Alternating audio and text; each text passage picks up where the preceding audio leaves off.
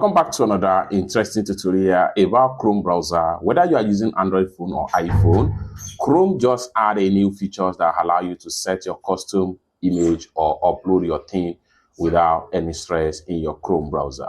Let me show you how. The very first thing you want to do is to make sure you update your Chrome to a latest version. If you are using Android phone, just go to Play Store and then click on Play Store right here and make sure you click on search and then go ahead and click on search app and type in Chrome right here.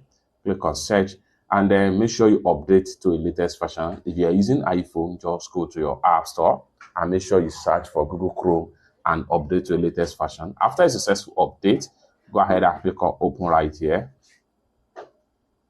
And then it's going to load you to this interface right here. This is Google by default. Now, how can you use your custom photo as your theme right here? So for that, you want to make sure you simply click on these three dots from the top right here. And the next thing you want to do right here is to go ahead and click on Customize New tab.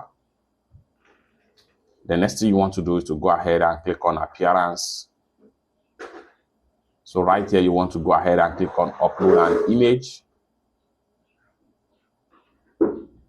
Then from here, you can choose any type of image you want to use right here.